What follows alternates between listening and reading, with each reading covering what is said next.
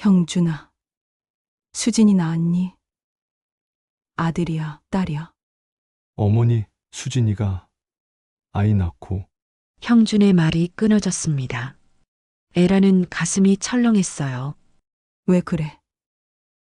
무슨 일이야? 갑자기 심장이 어머니, 빨리 병원에 오세요. 뭐라고? 에라는 핸드폰을 떨어뜨릴 뻔했습니다.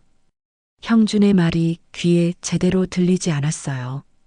구독, 좋아요는 영상 제작에 큰 힘이 됩니다. 정혜라는 아침 일찍 일어나 정갈하게 차려입었습니다. 검은색 재킷에 단정한 회색 치마, 그리고 작은 핸드백 하나. 매주 화요일이면 어김없이 반복되는 일상이었죠. 남편 정우를 떠나보낸 지 벌써 3년이 흘렀지만 에란에게는 여전히 화요일이 가장 중요한 날이었습니다. 지하철을 타고 1시간 반을 달려 도착한 추모공원. 에란은 익숙한 발걸음으로 시동 17번 납골당 앞에 섰습니다. 정우의 사진이 붙어있는 유골함을 바라보며 가방에서 하얀 국화한 다발을 꺼냈죠. 지난주에 가져온 꽃은 이미 시들어 있었고 에라는 조심스럽게 물기를 닦아내며 새 꽃으로 바꿔놓았습니다. 여보, 오늘도 왔어요. 날씨가 참 좋네요. 에라는 작은 목소리로 중얼거렸습니다. 3년 전 갑작스런 심장마비로 세상을 떠난 남편 앞에서 에라는 언제나 이렇게 말을 걸곤 했어요. 처음엔 어색했지만 이제는 자연스러워졌습니다. 유골함을 정성스럽게 닦아내고 주변을 깨끗하게 정리한 뒤 에라는 작은 의자에 앉아 남편과 대화를 나누었죠. 수진이가 이번 주에 출산 예정이에요. 손자가 태어나면 여보도 할아버지가 되는 거죠. 에란의 얼굴에 미소가 번졌습니다. 딸 수진은 결혼 2년 만에 첫 아이를 가졌고 사위 형준과 함께 에란을 극진히 모셔왔어요. 특히 형준은 시아버지를 일찍 여인 것을 늘 미안해하며 에란에게 더욱 정성을 다했습니다. 형준이가 그러는데 이번엔 아들 같다고 하더라고요. 여보가 살아계셨으면 얼마나 좋아하셨을까요? 에라는 핸드폰을 꺼내 수진이 보내온 초음파 사진을 유골함에 비춰 보였습니다. 작은 생명체의 모습이 흐릿하게 보이는 사진이었죠. 수진은 예정일이 며칠 남지 않아 몸이 무거웠지만 매일 에란에게 전화를 걸어 안부를 묻곤 했습니다. 엄마, 오늘도 아빠한테 다녀오셨어요? 응, 오늘도 다녀왔어. 수진아, 몸은 괜찮니? 네, 형준이가 잘 챙겨주고 있어요. 아빠가 보셨으면 정말 좋아하셨을 텐데. 수진의 목소리에는 늘 그리움이 섞여 있었습니다. 아버지를 무척 사랑했던 수진이었거든요. 정우는 생전에 딸바보로 소문이 났을 정도로 수진을 아꼈습니다. 수진이 결혼할 때도 신랑감이 마음에 들지 않는다며 한참을 반대했었죠. 형준이는 좋은 사람이긴 하지만 우리 수진이한테는 아직 부족해. 그때 정우가 했던 말이 에란의 귀에 생생했습니다. 하지만 결국 수진의 행복을 위해 결혼을 허락했고 형준도 정우의 마음을 돌리기 위해 무척 노력했어요. 정우가 세상을 떠나기 전까지 형준은 매주 찾아와 안부를 묻고 집안일을 도왔습니다. 납골당에서 나오는 길, 에라는 경비실에서 차 한 잔을 마시며 경비원 아저씨와 담소를 나눴습니다. 이곳에서 근무한 지 10년이 넘는 김 경비원은 에란의 사정을 잘 알고 있었어요. 부인, 이번 주에 손자 낳는다고 하셨죠? 네, 며칠 남지 않았어요. 손자 얼굴 보면 남편도 좋아할 것 같아요. 그럼요, 분명히 좋아하실 거예요. 하늘에서 지켜보고 계실 테니까요. 에라는 집에 돌아와 수진을 위한 미역국을 끓였습니다. 출산 후 조리를 위해 정성스럽게 준비하는 마음이었죠. 저녁 무렵 수진에게서 전화가 왔습니다.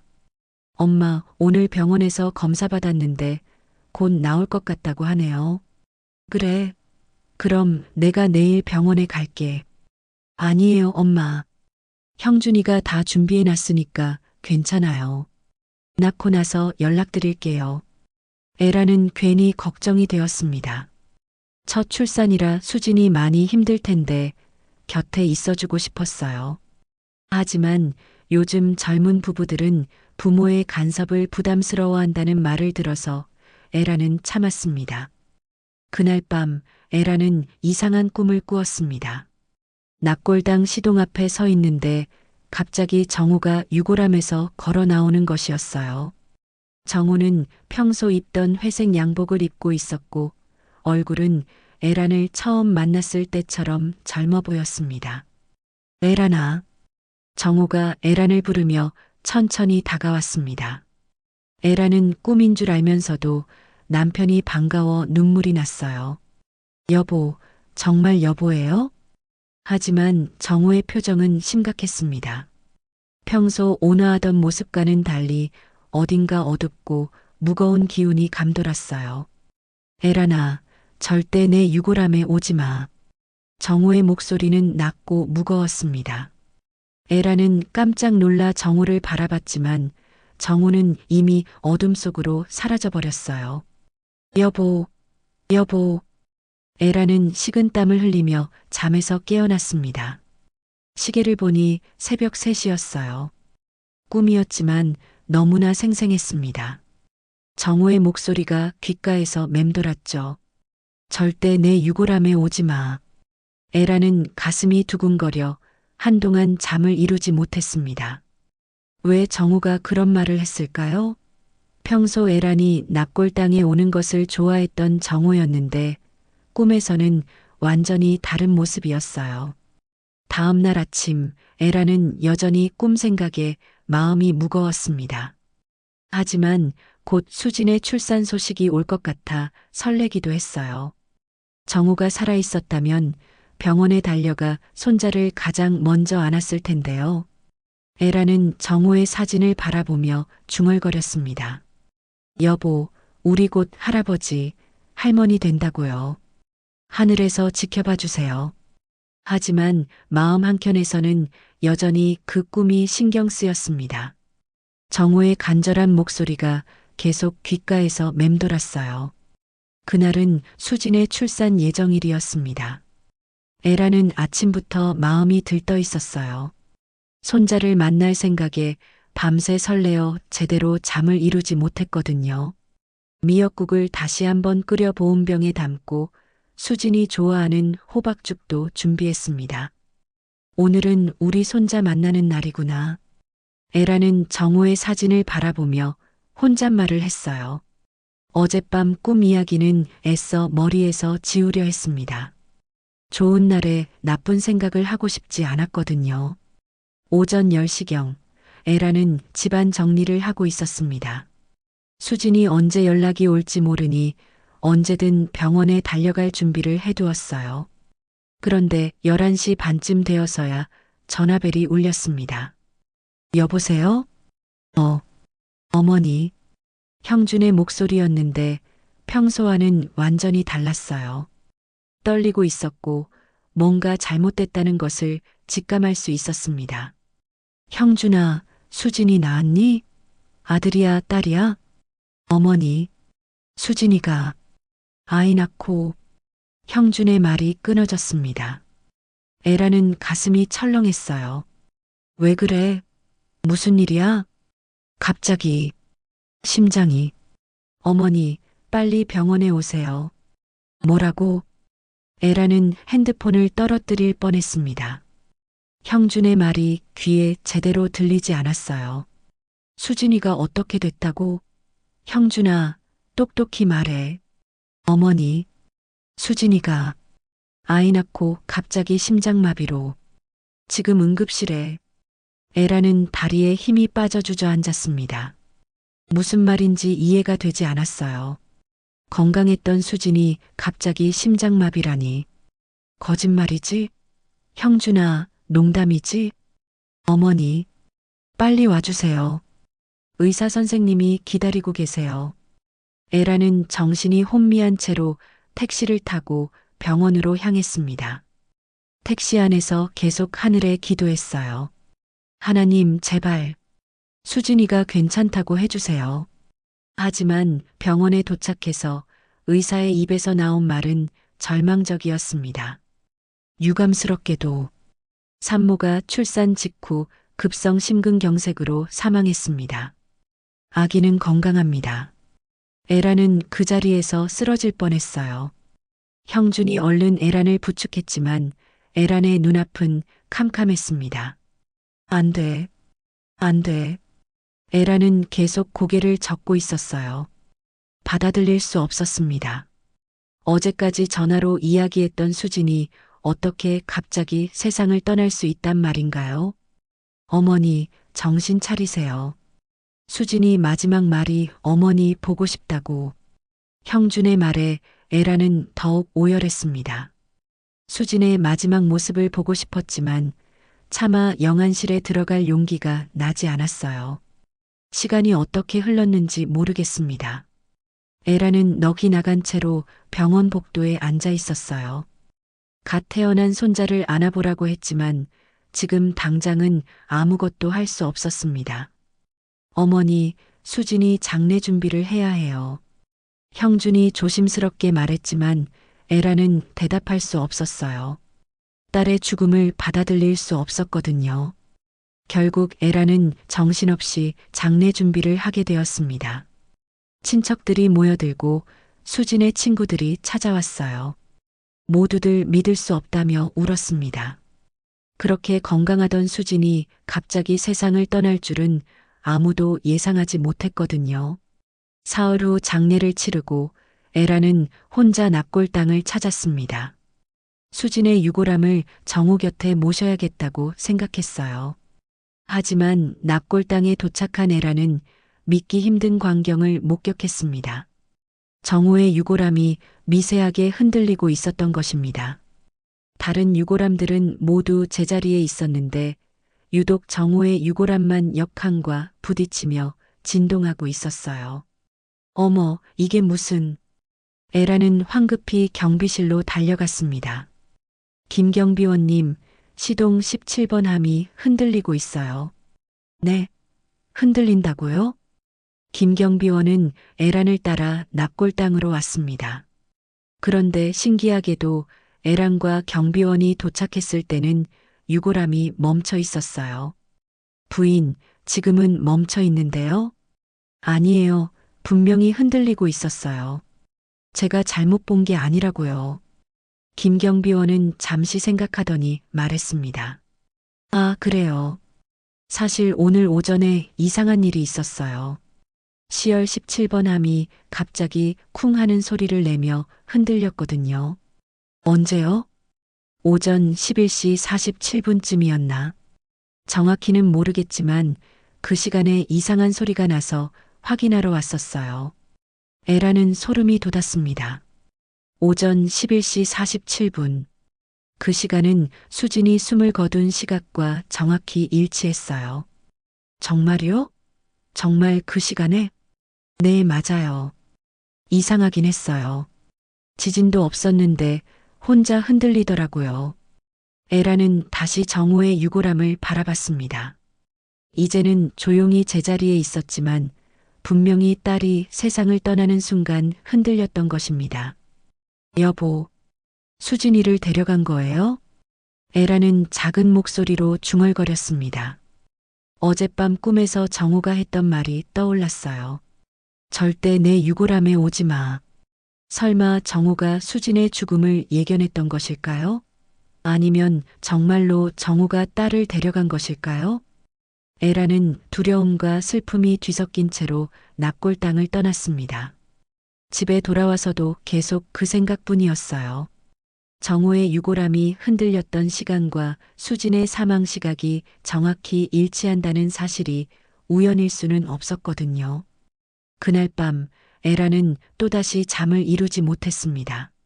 수진의 죽음도 받아들이기 어려웠지만 남편과 관련된 이상한 일들이 계속 마음에 걸렸어요. 정말 여보가 수진이를 데려간 걸까? 에라는 천장을 바라보며 생각했습니다. 만약 그렇다면 왜 그랬을까요?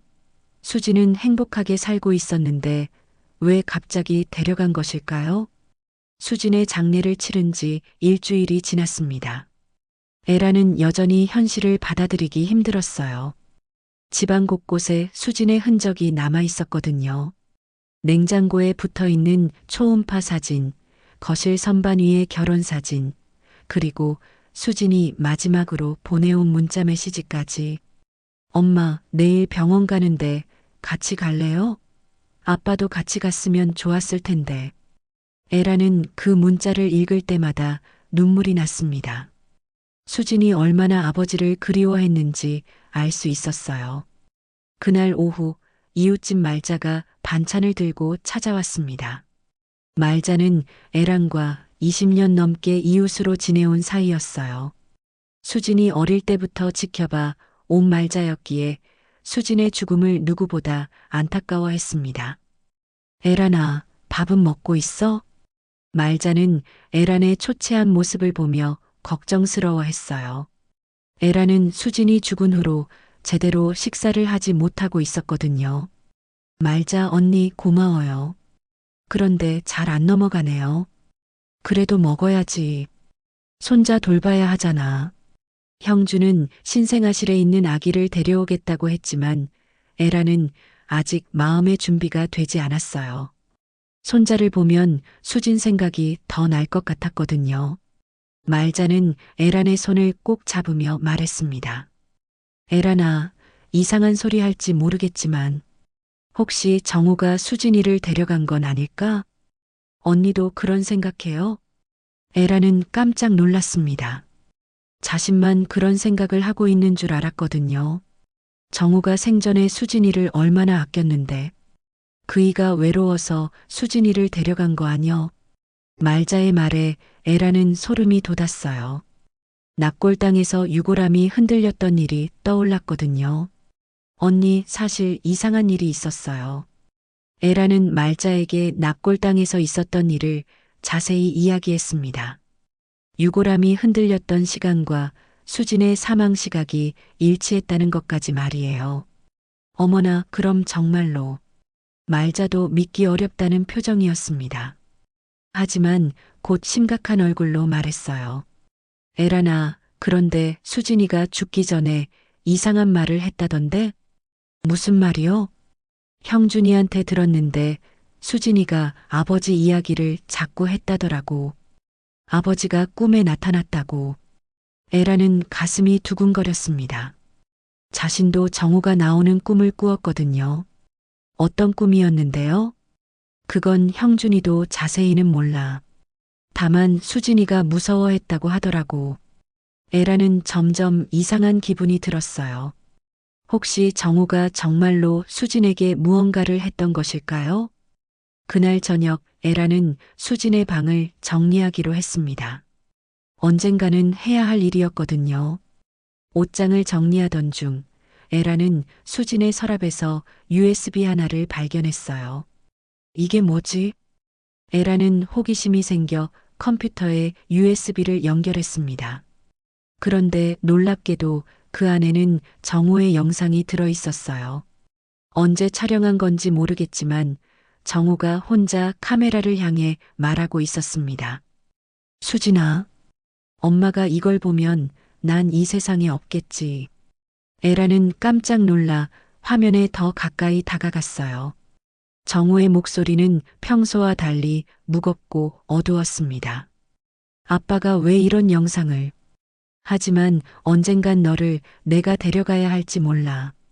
그땐 미안하다. 에라는 소스라치게 놀랐습니다. 정우가 수진을 데려간다는 말을 했다니요. 여보, 이게 무슨 말이에요? 에라는 화면 속 정우에게 말을 걸었지만 영상은 계속 재생되고 있었어요. 수진아, 아빠가 너무 많은 비밀을 숨겨왔구나.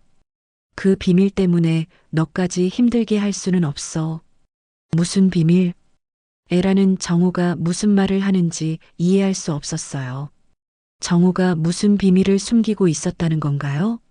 만약 그 비밀이 밝혀지면 너와 엄마가 더 큰 고통을 받게 될 거야. 그보다는 차라리 영상은 거기서 끊어졌습니다. 에라는 한동안 멍하니 화면을 바라봤어요.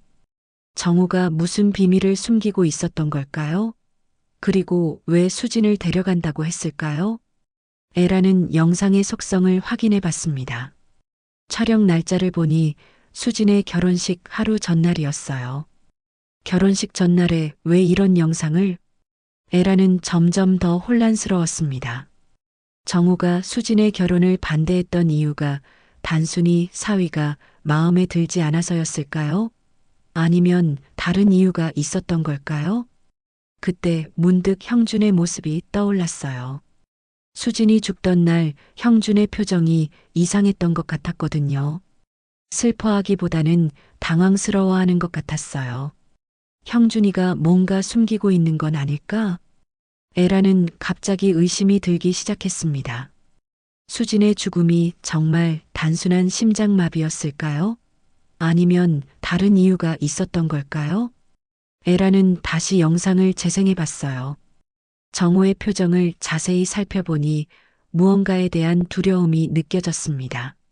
여보, 도대체 무슨 비밀을 숨기고 계셨던 거예요? 에라는 정호에 대해 모르는 것이 너무 많다는 것을 깨달았어요. 30년을 함께 살았지만 정호는 여전히 비밀투성이었습니다. 그날 밤 에라는 또다시 이상한 꿈을 꾸었습니다. 이번에는 수진이 나타났어요. 수진은 하얀 옷을 입고 있었고 표정이 매우 심각했습니다. 엄마 아빠의 비밀을 찾아내야 해요. 수진아, 무슨 비밀? 아빠가 숨겨온 진실을 모르면 더 큰 일이 일어날 거예요.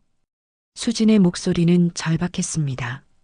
에라는 수진에게 더 자세히 물어보려 했지만 수진은 이미 사라져버렸어요.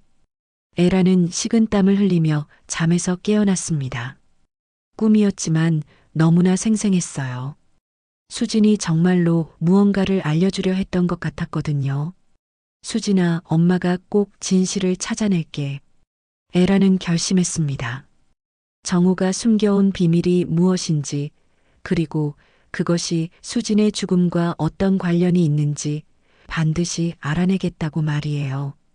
새벽이 되자 에라는 침대에서 일어났습니다. 더 이상 잠들 수 없었거든요. 정우의 서재로 가서 서류들을 뒤져보기 시작했어요. 혹시 정우가 숨겨둔 무언가가 있을지도 모르니까요. 새벽부터 정우의 서재를 뒤지던 에라는 별다른 것을 찾지 못했습니다. 회사 서류와 보험 관련 문서들만 가지런히 정리되어 있었어요. 하지만 포기할 수 없었습니다. 수진이 꿈에서 했던 말이 계속 귓가에 맴돌았거든요.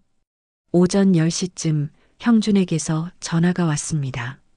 어머니, 안녕하세요. 오늘 수진이 49제인데 함께 가시겠어요? 응, 그래야지. 에라는 형준과 함께 절에 갔습니다. 수진을 위한 49제를 지내는 동안 에라는 형준을 유심히 관찰했어요.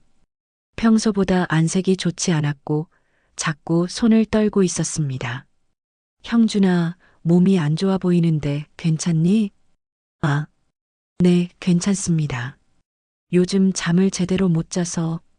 형준의 대답은 어딘가 어색했어요. 에라는 뭔가 이상하다는 생각이 들었습니다. 49제를 마치고 집으로 돌아가는 길에 에라는 형준에게 조심스럽게 물어봤어요. 형준아, 수진이가 마지막에 무슨 말 했니? 어머니 보고 싶다고 했어요. 그게 다야? 형준은 잠시 머뭇거리더니 고개를 끄덕였습니다. 하지만 에라는 뭔가 숨기고 있다는 느낌을 받았어요. 그런데 형준아, 수진이가 출산할 때 너는 어디 있었니? 갑작스러운 질문에 형준은 당황하는 기색을 보였습니다. 병원에 있었죠. 처음부터? 네. 그럼요. 하지만 형준의 목소리는 확신에 차 있지 않았어요. 에라는 이상하다는 생각이 더욱 강해졌습니다. 집에 돌아온 후 에라는 수진의 물건들을 다시 정리하기 시작했습니다. 혹시 놓친 것이 있을지도 모르니까요. 수진의 핸드백을 뒤지던 중 에라는 병원 영수증 하나를 발견했어요. 영수증을 자세히 보니 이상한 점이 있었습니다. 수진이 입원한 병원이 아닌 다른 병원의 영수증이었어요. 그것도 출산 전날 받은 것이었습니다. DNA 검사? 영수증에는 DNA 친자 확인 검사비라고 적혀 있었어요. 에라는 깜짝 놀랐습니다. 수진이 왜 DNA 검사를 받았을까요? 더 놀라운 것은 영수증 뒷면에 적혀 있는 수진의 메모였습니다. 남편의 비밀을 알게 됐다. 이 아이, 정말 형준이 아이일까? 에라는 손이 떨렸어요. 수진이 형준을 의심하고 있었다는 뜻인가요? 그렇다면 아이의 아버지가 형준이 아니라는 말인가요? 에라는 급히 형준에게 전화를 걸었습니다. 형준아, 잠깐 우리 집에 올 수 있니? 할 이야기가 있어. 지금요? 무슨 일이세요? 그냥 와. 중요한 이야기야. 1시간 후 형준이 찾아왔습니다. 평소보다 더 초조해 보였어요. 어머니, 무슨 일이세요? 에라는 DNA 검사 영수증을 형준에게 보여줬습니다. 이게 뭐니? 형준의 얼굴이 순간 하얗게 변했어요. 영수증을 보는 순간 당황한 기색을 감추지 못했습니다. 이게 어디서 나왔어요? 수진이 가방에서 나왔어. 형준아, 수진이가 왜 DNA 검사를 받았던 거니? 형준은 한동안 말을 하지 못했습니다. 식은땀을 흘리며 어쩔 줄 몰라 했어요. 말해, 형준아. 도대체 무슨 일이 있었던 거야? 어머니. 그게. 형준은 결국 진실을 털어놓기 시작했습니다. 수진이가 출산 직전에 갑자기 이상한 말을 했어요. 아버지가 꿈에 나타나서 뭔가 말했다고. 무슨 말? 자세히는 모르겠지만 아버지에 대한 비밀이 있다고 했어요. 그래서 갑자기 DNA 검사를 받겠다고. 에라는 정호의 영상이 떠올랐어요. 정호가 비밀을 숨겨왔다고 했던 말이 말이죠. 그래서 어떻게 됐는데? 검사 결과가 아이가 제 아이가 아니라고 나왔어요. 에라는 충격을 받았습니다. 손자가 형준의 아이가 아니라니요.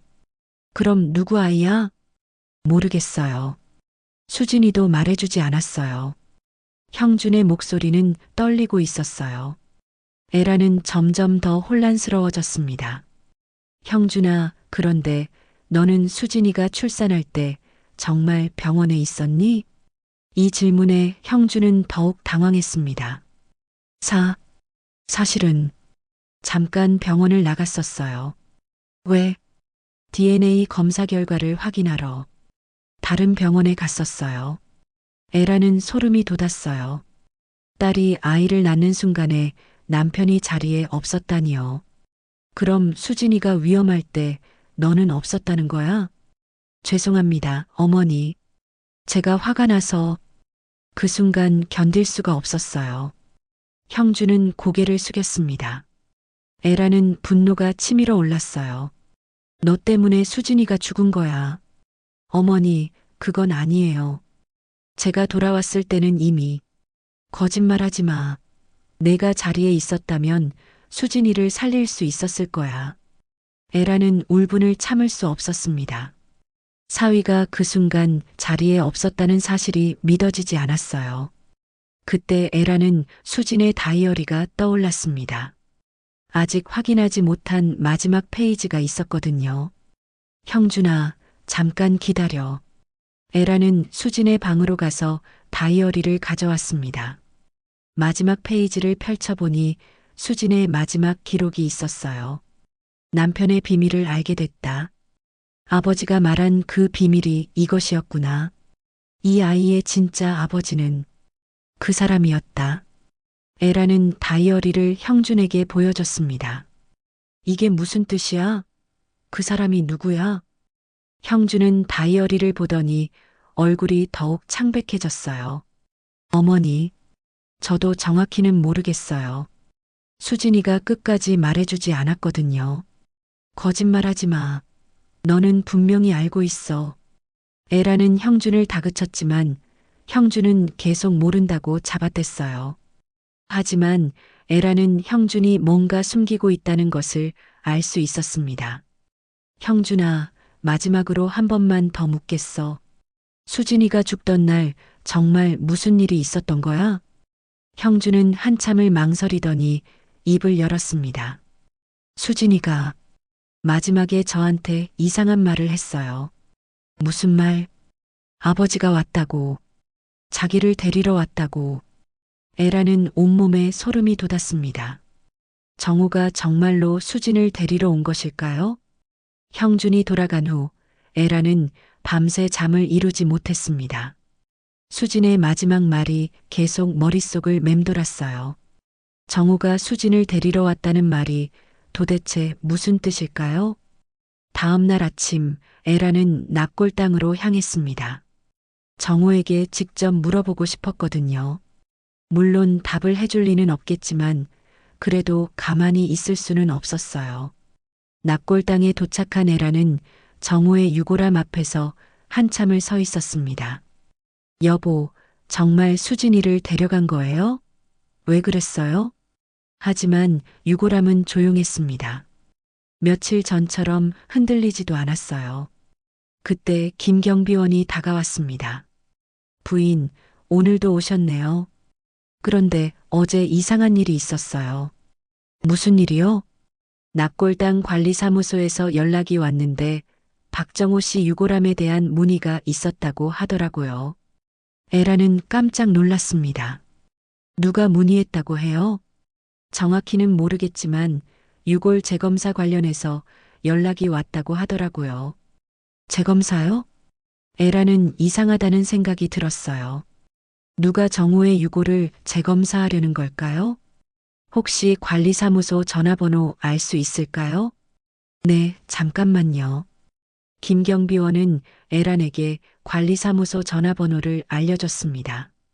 에란은 즉시 전화를 걸었어요. 여보세요. 박정호 유골함 관련해서 문의가 있었다고 들었는데요. 아, 네. 맞습니다. 어제 검찰청에서 연락이 왔었어요. 검찰청에서요? 에라는 더욱 놀랐습니다. 왜 검찰청에서 정우의 유골에 관심을 가지는 걸까요? 네, 유골 감식이 필요하다고 하더라고요. 혹시 유족분이신가요? 네, 아내입니다. 무슨 일인지 설명해 주실 수 있나요? 자세한 사항은 검찰청에 직접 문의하시는 게 좋을 것 같아요. 저희는 단순히 유골 이관 요청만 받았거든요. 에라는 전화를 끊고 당황스러워했어요. 검찰청에서 왜 정우의 유골을 조사하려는 걸까요? 그날 오후 검찰청에서 에란에게 직접 연락이 왔습니다. 박정호 씨의 부인이신가요? 수사관 이민수입니다. 네, 그런데 무슨 일이세요? 따님 사망건과 관련해서 조사를 진행하고 있습니다. 혹시 직접 만나서 이야기할 수 있을까요? 에라는 수진의 죽음이 단순한 의료사고가 아니라는 것을 직감했어요. 다음 날 에라는 검찰청을 찾았습니다. 이민수 수사관은 중년의 온화한 인상이었어요. 부인, 먼저 따님의 죽음에 대해 위로의 말씀을 드립니다. 고맙습니다. 그런데 제 남편 유골과 무슨 관련이 있는 건가요? 이민수 수사관은 잠시 망설이더니 입을 열었습니다. 사실 익명의 제보가 들어왔습니다. 박정호 씨 유골함에 다른 사람의 유골이 섞여 있다는 내용이었어요. 다른 사람의 유골이요? 네, 그래서 DNA 검사를 진행했는데 놀라운 결과가 나왔습니다. 이민수 수사관은 서류를 에란에게 보여줬어요. 남편분의 유골함에서 어린 남자아이의 뼈 조각이 발견됐습니다. 연령대는 대략 7-8세 정도로 추정됩니다. 에라는 충격을 받았습니다. 정우의 유골함에 다른 아이의 뼈가 들어있다니요. 그게 누구 뼈인가요? DNA 검사 결과 박정호 씨와 혈연 관계에 있는 것으로 나타났습니다. 즉, 남편분의 아들일 가능성이 높습니다. 에라는 머리가 멍해졌어요. 정호에게 다른 아들이 있었다는 말인가요? 그런데 더 놀라운 사실이 있습니다. 이민수 수사관은 또 다른 서류를 꺼냈어요. 이 아이는 약 15년 전에 실종된 것으로 추정됩니다. 그리고 당시 사건 관련자 중에 사위분인 이영준 씨의 이름이 있어요. 형준이요? 네, 이영준 씨는 당시 남편분 회사에서 인턴으로 근무하고 있었습니다. 에라는 점점 더 혼란스러워졌어요. 형준이 정호의 회사에서 일했다는 것도 처음 들었거든요. 그럼 형준이가 이 모든 걸 알고 있었다는 말인가요? 그럴 가능성이 높습니다. 사실 따님의 DNA 검사 결과도 확인했는데 태어난 아기의 생물학적 아버지는 이영준 씨가 아닙니다. 그럼 누구예요? 이민수 수사관은 잠시 망설이더니 말했습니다. DNA상으로는 박정호 씨의 혈 쪽으로 나타났습니다. 에라는 소스라치게 놀랐어요. 손자가 정호의 혈 쪽이라니요. 제 남편이 바람을 피웠다는 말인가요? 정확한 관계는 더 조사해봐야 알겠지만 남편분이 혼외 자식을 두었을 가능성이 있습니다. 에라는 30년 결혼 생활이 한순간에 무너지는 기분이었어요. 정호가 다른 여자와 아이까지 두었다니요. 그럼 수진이가 그 사실을 알고 있었던 건가요? 따님의 휴대폰 기록을 보면 출산 전에 여러 차례 사설 탐정과 연락한 흔적이 있습니다. 아마 남편분의 과거를 조사했던 것 같아요. 에라는 수진이 얼마나 충격을 받았을지 상상이 되었어요. 아버지의 숨겨진 과거를 알게 되고 자신의 아이마저 남편의 아이가 아니라는 것을 알았을 때의 심정 말이에요. 수사관님, 그럼 수진이 죽음도 현재 재수사를 진행하고 있습니다. 단순한 의료사고가 아닐 가능성을 염두에 두고 있어요. 에라는 모든 것이 연결되고 있다는 것을 느꼈어요. 정호의 숨겨진 과거, 형준의 거짓말, 그리고 수진의 죽음까지. 수사관님, 제가 할 수 있는 일이 있나요? 일단 남편분과 사위분에 대해 아시는 모든 것을 말씀해 주세요.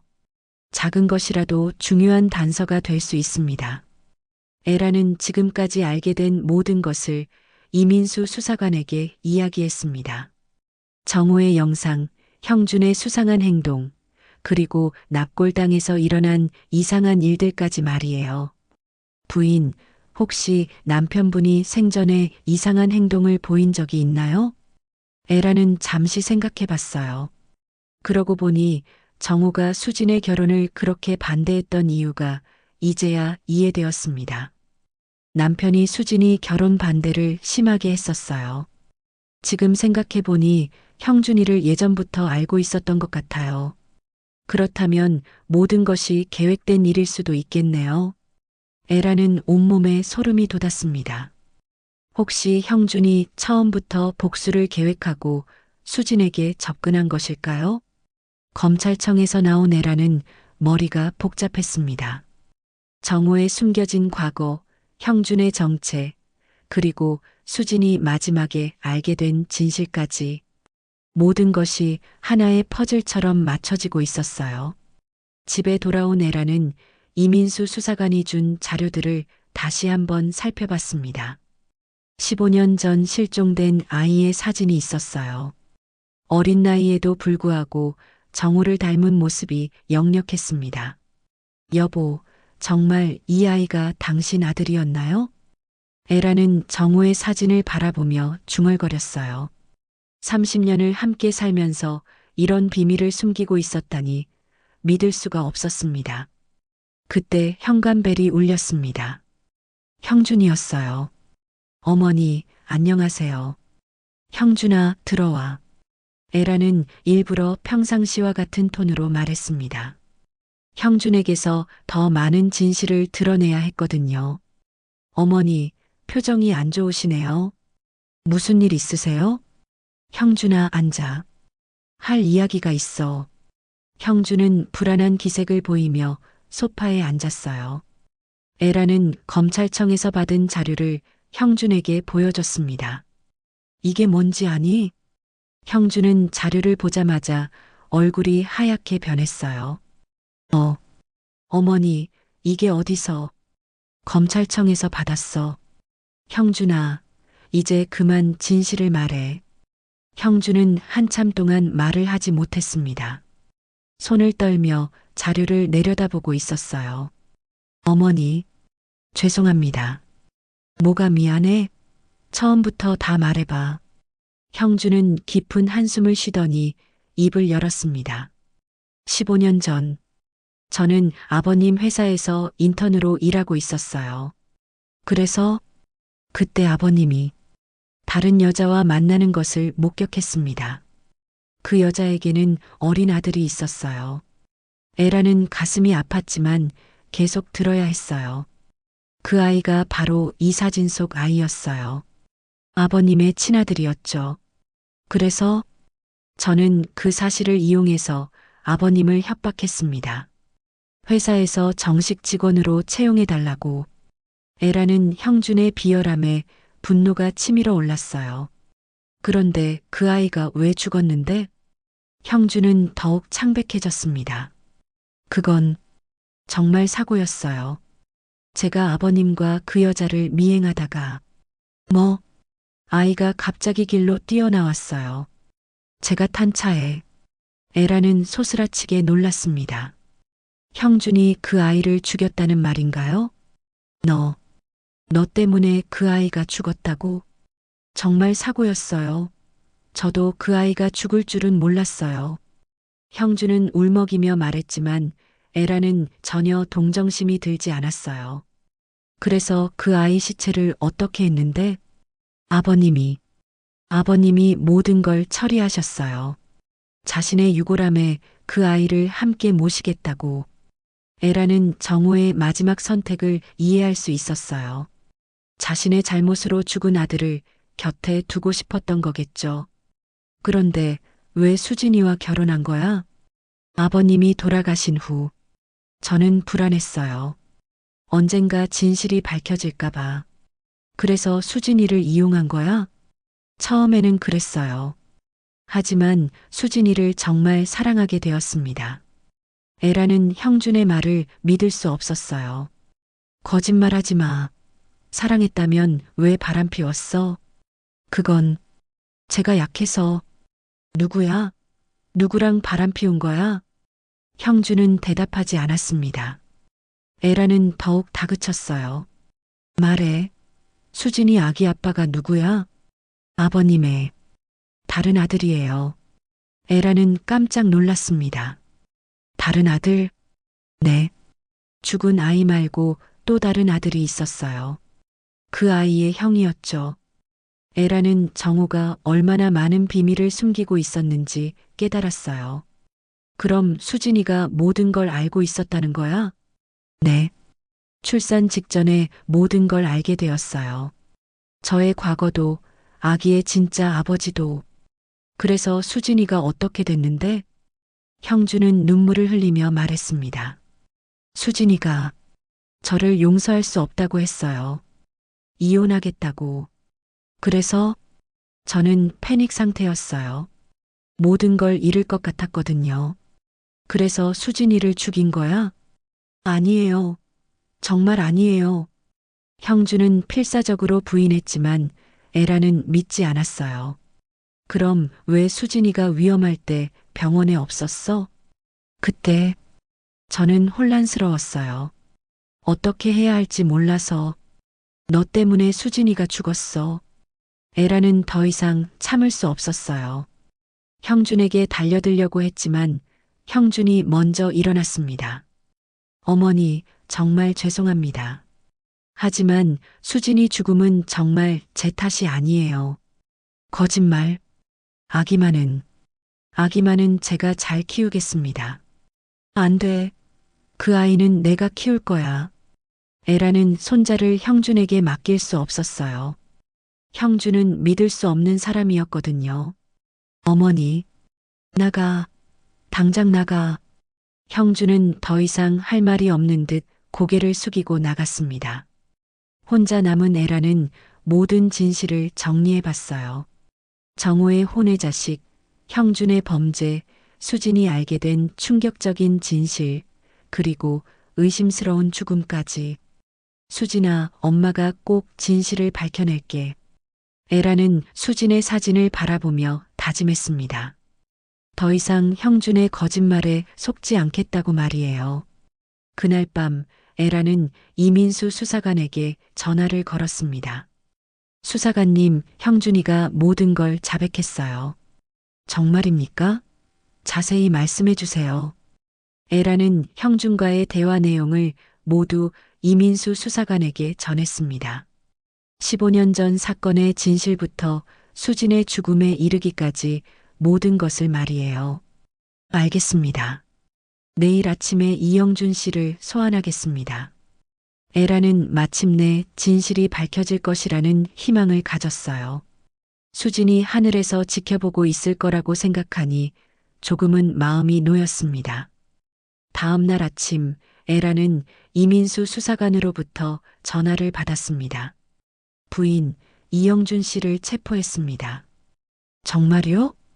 네, 15년 전 교통사고 은폐와 수진 씨 사망 당시 유기치사 혐의로 구속했어요. 에라는 안도의 한숨을 내쉬었습니다. 드디어 형준이 응당한 처벌을 받게 된 것이죠. 그런데 수사관님, 수진이가 정말 어떻게 죽은 건가요? 부검 결과를 재검토한 결과 수진 씨는 출산 후 응급 상황에서 적절한 처치를 받지 못해 사망한 것으로 판단됩니다. 그럼 형준이가, 이영준 씨가 병원을 이탈한 시간과 수진 씨의 응급 상황이 발생한 시간이 겹칩니다. 만약 그가 자리에 있었다면 충분히 살릴 수 있었을 것으로 보여요. 에라는 분노가 치밀어 올랐어요. 형준 때문에 수진이 죽었다는 것이 확실해진 거잖아요. 수사관님, 그럼 아기는 어떻게 되나요? 친권 문제는 법원에서 결정하겠지만 이영준 씨가 생물학적 아버지가 아니므로 부인께서 양육권을 가질 가능성이 높습니다. 에라는 다행이라는 생각이 들었어요. 손자만큼은 제대로 키우고 싶었거든요. 며칠 후 에라는 수진의 유골함을 모실 납골 땅을 결정해야 했습니다. 처음에는 정호 곁에 모시려고 했지만 지금은 마음이 바뀌었어요. 납골 땅에 도착한 에라는 김경비원과 이야기를 나눴습니다. 김경비원님, 시동 말고 다른 곳에 자리가 있나요? 네, 비동에 좋은 자리가 있어요. 왜 따로 모시려고 하세요? 에라는 잠시 망설이다가 말했습니다. 남편이 수진이 곁에 있을 자격이 없는 것 같아요. 무슨 말씀이세요? 에라는 김경비원에게 그동안 있었던 일들을 간략하게 설명했어요. 정호의 숨겨진 과거와 형준의 범죄까지 말이죠. 어머나, 그런 일이. 부인 참 힘드셨겠어요. 죽어서까지 자식에게 고통을 남긴 사람 곁에 수진이를 둘 수는 없어요. 김경비원도 에란의 마음을 이해한다는 듯 고개를 끄덕였습니다. 에란은 비동의 밝은 자리에 수진의 유골함을 모셨어요. 정호와는 다른 동이었지만 햇살이 잘 드는 좋은 곳이었습니다. 수진아, 여기서 편히 쉬어. 엄마가 자주 올게. 유골함을 모시고 나서 에라는 병원으로 향했습니다. 손자를 데려올 시간이었거든요. 신생아실에서 만난 손자는 수진을 많이 닮아 있었어요. 특히 눈이 수진과 똑같았습니다. 수진아, 내 아들이 너를 많이 닮았구나. 에라는 손자를 품에 안으며 눈물을 흘렸어요. 슬픔과 기쁨이 동시에 밀려왔거든요. 아가야, 할머니가 잘 키워줄게. 엄마 대신 할머니가 사랑 많이 줄게. 집으로 돌아온 에라는 손자를 위한 방을 꾸몄습니다. 수진이 준비해 두었던 아기용품들을 꺼내어 정성스럽게 정리했어요. 그날 저녁 에라는 수진의 휴대폰에서 발견한 음성 메시지를 들어봤습니다. 수진이 출산 전에 녹음해 둔 것이었어요. 엄마, 혹시 제게 무슨 일이 생기면 이 메시지를 들어보세요. 수진의 목소리가 들리자 에라는 눈물이 났어요. 엄마, 저는 아빠의 비밀을 알게 되었어요. 그리고 형준이의 정체도 알았고요. 에라는 수진이 모든 걸 알고 있었다는 사실에 놀랐어요. 하지만 엄마만은 이 모든 일에서 자유로웠으면 좋겠어요. 엄마는 아무 잘못이 없으니까요. 수진의 배려 깊은 마음에 에라는 더욱 울었습니다. 제 아이는 엄마가 키워주세요. 형준이에게는 절대 맡기면 안 돼요. 수진이 마지막까지 아이 걱정을 했다는 것을 알 수 있었어요. 엄마, 우리 엄마는 날 언제나 지켜줄 거란 걸 믿어요. 고마웠어요. 사랑해요. 음성 메시지가 끝나자 에라는 한동안 말을 할 수 없었어요. 수진이 마지막까지 자신을 생각해줬다는 것이 고맙고도 아팠거든요. 며칠 후 법원에서 에란에게 손자의 양육권이 주어졌습니다. 형주는 친부가 아니었고 실제 친부는 행방불명 상태였기 때문이에요. 에란은 손자의 이름을 지어주었습니다. 수호라고 했어요. 수진이를 지켜준다는 뜻이었죠. 수호야, 내 엄마 이름을 닮은 이름이야. 엄마처럼 착하고 예쁘게 자라렴. 그날 밤 에라는 이상한 꿈을 꾸었습니다. 수진이 나타나서 미소를 지으며 말했어요. 엄마 고마워요. 이제 편히 쉴 수 있을 것 같아요.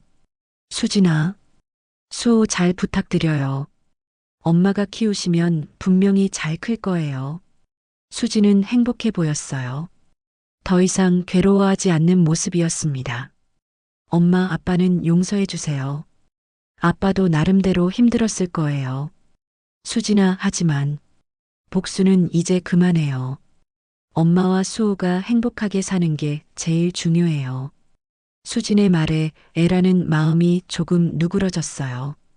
꿈에서 깨어난 에라는 수호를 바라봤습니다. 평화롭게 잠들어 있는 손자를 보니 마음이 따뜻해졌어요. 수진아, 엄마가 수호를 잘 키울게. 그리고 내 말대로 이제 복수는 그만둘게. 에라는 정호에 대한 원망을 조금씩 내려놓기로 했어요. 수진이 원하는 것은 복수가 아니라 평화였으니까요. 다음 날 에라는 정호의 납골 땅을 찾았습니다. 오랜만에 찾는 길이었어요. 여보, 이제 모든 진실을 알았어요. 미워하고 싶지만 수진이가 용서하라고 하네요. 정호의 유골함은 조용했습니다. 더 이상 흔들리지도 않았어요. 여보도 힘들었겠죠. 하지만 다음번엔 정직하게 사세요. 에라는 정호에게 마지막 인사를 했습니다. 이제 정말로 새로운 시작을 할 때였거든요. 6개월이 흘렀습니다. 에라는 손자 수호와 함께 새로운 일상을 만들어가고 있었어요. 아침마다 수호를 돌보고 저녁에는 함께 산책을 하며 평범하지만 소중한 시간들을 보내고 있었습니다. 수호는 하루가 다르게 자라고 있었어요. 이제 옹알이도 하고 에란을 보면 웃음을 지었습니다. 특히 웃는 모습이 수진과 똑같아서 에란은 수진이 살아있는 것 같은 착각을 하곤 했어요. 수호야, 오늘도 예쁘게 웃네. 엄마 닮았어. 에라는 수호를 품에 안고 거울 앞에 섰습니다. 수호는 거울 속 자신의 모습을 보며 까르르 웃었어요. 그날은 수진의 생일이었습니다. 에라는 수호를 유모차에 태우고 납골 땅으로 향했어요. 수진에게 생일 인사를 하러 가는 길이었습니다. 납골 땅에 도착한 에라는 수진의 유골함 앞에 하얀 장미 한 다발을 놓았어요. 수진이 가장 좋아했던 꽃이었거든요. 수진아, 생일 축하해. 수호가 인사하러 왔어. 에라는 수호를 유골함 앞에 안고 서서 말했어요. 수호는 마치 엄마를 알아보는 듯 유골함을 향해 손을 뻗었습니다. 엄마야, 수호야. 예쁘게 자라고 있지? 에라는 수진과 대화하듯 중얼거렸어요. 6개월 동안 이런 식으로 수진과 이야기를 나누는 것이 일상이 되었습니다. 수진아, 형준이는 1심에서 징역 3년을 받았어. 항소를 했지만 형량이 늘어날 것 같다고 하더라. 에라는 형준의 재판 소식을 수진에게 전했어요. 형준은 15년 전 사건 은폐와 수진 사망 당시 유기치사 혐의로 재판을 받고 있었습니다. 그리고 아빠 회사에서 보상금을 줬어. 15년 전 사건에 대한 책임을 인정한다고 하더라고. 정우가 다니던 회사는 당시 사건을 덮으려 했던 것에 대해 공식적으로 사과하고 보상금을 지급했어요. 에라는 그 돈으로 수호의 양육비와 교육비를 마련했습니다. 김경비원이 다가와서 인사를 했어요. 부인, 오늘도 오셨네요. 수호가 많이 컸네요. 네, 하루가 다르게 자라요. 수진이를 많이 닮아서 보기만 해도 기뻐요. 수진 양이 하늘에서 보고 있을 거예요. 김경비원은 따뜻한 미소를 지으며 말했어요. 6개월 동안 에란을 지켜본 김경비원은 에란이 많이 달라졌다는 것을 알 수 있었습니다. 처음에는 분노와 슬픔으로 가득했던 에란이 이제는 평화로운 표정을 하고 있었어요. 수호 때문이기도 했지만 에란 스스로 마음의 정리를 했기 때문이었습니다. 김경비원님, 오늘은 수진이 생일이에요. 26번째 생일이었을 텐데. 그래요? 그럼 더욱 의미 깊은 날이네요. 에라는 수진의 유골함을 다시 한번 바라봤어요. 6개월 전과는 달리 이제는 평온한 마음으로 수진을 그리워할 수 있었습니다. 수진아, 엄마가 많이 변했지? 처음엔 복수만 생각했는데 이제는 수호와 행복하게 사는 게 더 중요해졌어. 그때 수호가 갑자기 웃음을 터뜨렸어요. 마치 엄마의 이야기를 듣고 기뻐하는 것 같았습니다. 수호야, 엄마가 보이니? 엄마도 수호가 행복하기를 바랄 거야. 에라는 수호를 꼭 안으며 말했어요. 그 순간 바람이 불어와 장미꽃잎이 하나 떨어졌습니다. 마치 수진이 답장을 보내는 것 같았어요. 납골당을 나오는 길에 에라는 정호의 납골당도 잠깐 들렀습니다. 6개월 만에 찾는 길이었어요. 여보, 잘 지내요? 수호 데리고 왔어요. 에라는 더 이상 정호에게 화내지 않았어요. 미운 마음보다는 그리운 마음이 더 컸습니다. 여보도 수호를 보면 좋아했을 텐데. 손자 얼굴 못 봐서 아쉽겠어요. 정호의 유골함은 여전히 조용했습니다. 6개월 전처럼 흔들리지도 않았어요. 마치 정호도 이제는 평안해진 것 같았습니다. 여보, 이제 정말 편히 쉬어요. 수진이도 그 아이도 모두 용서했을 거예요. 에라는 정호에게 마지막 인사를 하고 돌아섰어요. 더 이상 과거에 얽매이지 않기로 한 거죠. 집으로 돌아가는 길에 에라는 공원에 들렀습니다. 수호가 자연을 보며 기뻐할 것 같았거든요. 벤치에 앉아 수호와 함께 하늘을 바라보던 에라는 수진이 생각났어요. 수진아, 엄마가 수호를 잘 키우고 있지? 내가 키웠다면 더 잘 키웠겠지만 엄마도 최선을 다하고 있어. 수호는 하늘을 바라보며 옹알이를 했어요. 마치 하늘에 있는 엄마와 이야기하는 것 같았습니다. 수호야, 엄마는 하늘에 계셔. 언제나 우리를 지켜보고 계시니까 무서워하지 마. 그날 저녁 에라는 수호를 재우고 수진의 사진을 바라봤어요. 결혼사진 속 수진은 환하게 웃고 있었습니다. 수진아, 엄마가 많은 걸 배웠어. 복수보다는 용서가 미움보다는 사랑이 더 소중하다는 걸 말이야. 에라는 수진의 사진에 입맞춤을 했어요. 그리고 자신도 모르게 미소를 지었습니다. 수진아, 고마워. 수호라는 선물을 남겨줘서 고마워. 다음 날 아침 에라는 수호와 함께 산책을 나갔어요. 햇살이 따뜻한 좋은 날이었습니다. 수호야, 오늘도 좋은 하루가 될 것 같네. 엄마도 할머니도 모두 행복한 하루 보내자. 수호는 에란을 바라보며 환하게 웃었어요. 그 웃음 속에는 수진의 모습이 고스란히 담겨 있었습니다. 에라는 수호의 손을 잡고 걸으며 생각했어요. 아픔과 상처가 있었지만 결국 사랑이 모든 것을 이겨낸다는 것을 말이죠. 수진아, 수호와 함께 당신이 꿈꾸던 행복한 삶을 살아갈게요. 하늘에서 지켜봐 주세요. 햇살이 에란과 수호를 따뜻하게 감쌌습니다. 새로운 시작을 축복하는 것처럼 말이에요.